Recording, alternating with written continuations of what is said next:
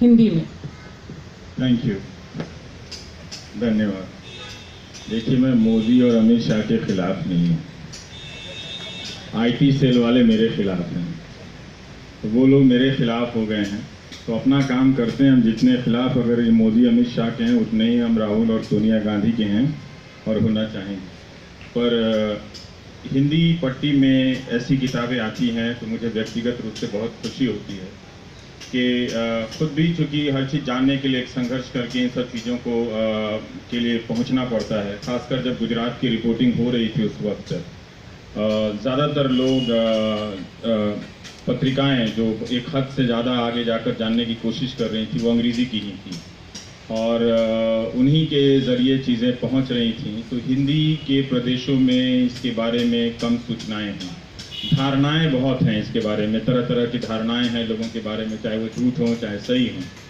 ये किताब उनको एक तरह से एम्पावर करेगी, उनको ताकत देगी चीज़ों को फिर से लौटकर समझने की।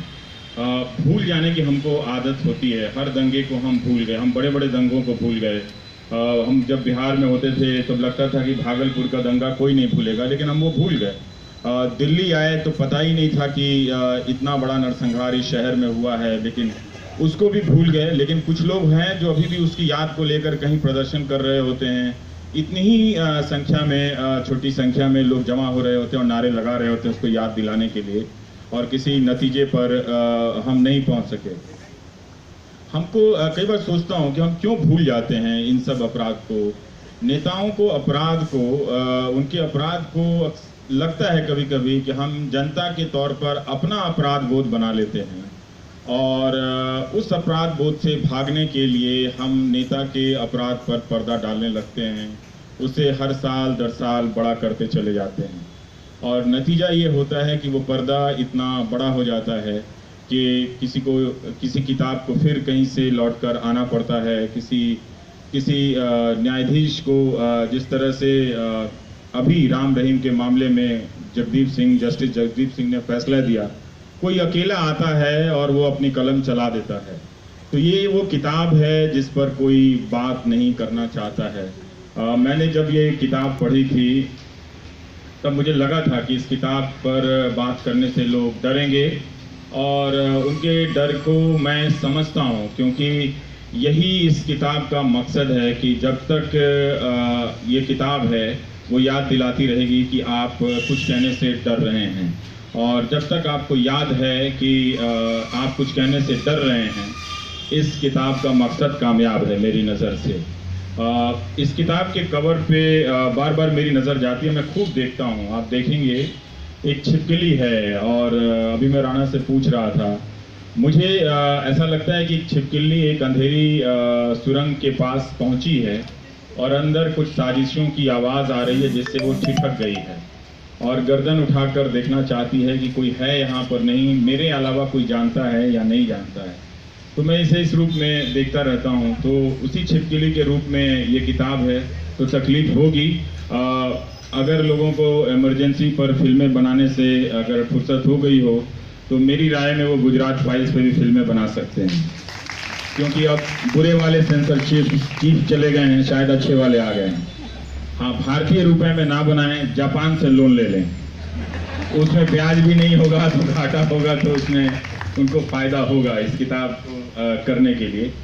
लेकिन जब मैं इसको देख रहा था कि इतनी सारी भाषाओं में, करीब दर्जन भर की भाषाओं में ये किताब छपी है, मुझे लगता है ये किताब खुद से बात कर रही है। कन्नड़ वाली किताब गुजराती वाली किताब से बात करती है, उर्दू वाली किताब मलयाली वाली किताब से बात करती है, और ये सब मिलकर अंग्रेज़ी वाले से बात करते हैं कि तुम तो सत्ता की भाषा हो, तुम्हारी भाषा में भी हम सब लिखी गई हैं, क्या वहाँ भी कोई सुन रहा है, कोई इसे पढ़ रहा है? तो ये किताब खुद को आपस में पढ़ रही हैं सब, अलग अलग भाषाओं में जो भी इसे अनुवाद कर रहे हैं। दिलचस्प किताब है और 65,500 के करीब फ़ोन टेप हो रहे थे उस वक्त, है ना, 65,000 के करीब, जिसको आप स्नूपिंग कहती हैं।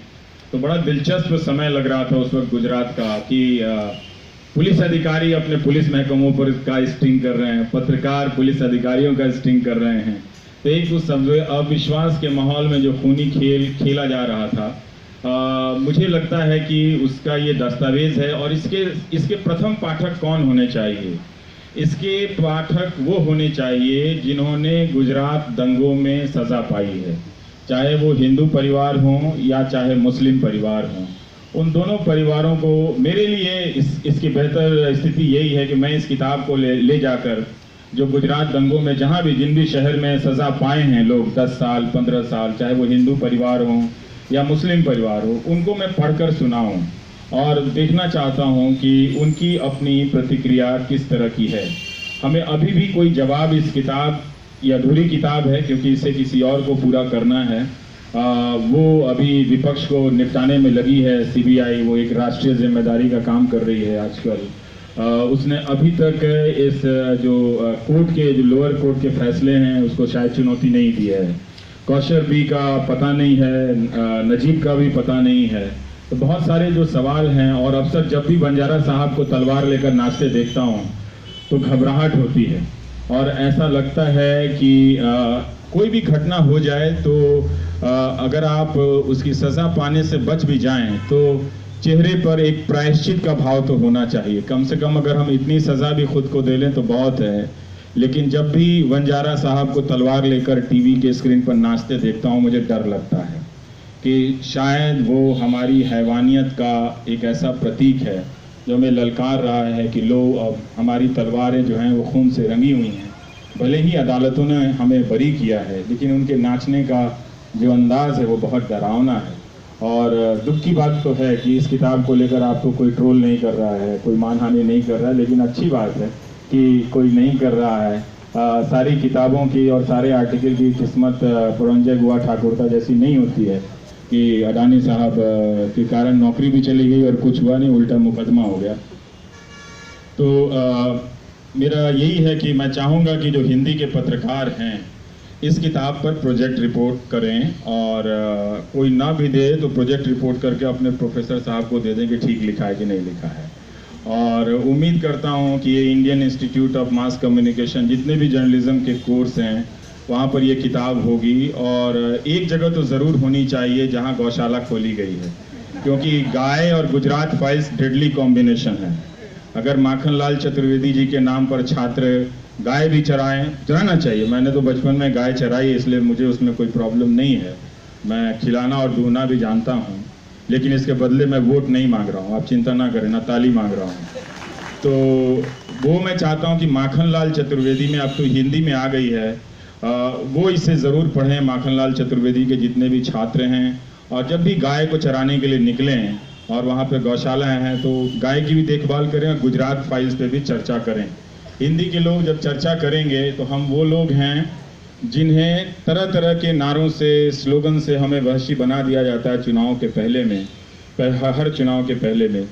तो उससे हमें बचने में मदद मिलेगी। मेरा यही कहना है कि इस किताब से डरिए मत। और मुझे यकीन है कि राणा ने स्टिंग के दौरान तहलका की कॉपी और हिंदू की कॉपी जिस कमरे में देखी थी, उनके कमरे में यह किताब होगी। तो मैं मानता हूं कि इसे प्रधानमंत्री ने इस किताब को ज़रूर पढ़ा होगा, अमित शाह ने भी पढ़ा होगा, क्योंकि उनके पास काम बहुत बड़ा है तो वो ट्वीट करना भूल गए होंगे। लेकिन ऐसा मैं नहीं मान सकता कि उन्होंने किताब नहीं पढ़ी है जब तक वो खुद नहीं कहते हैं कि हाँ मैंने ये किताब नहीं पढ़ी है। तो मुझे यकीन है कि उन्हें ये किताब अच्छी लगी है। बहुत बहुत शुक्रिया।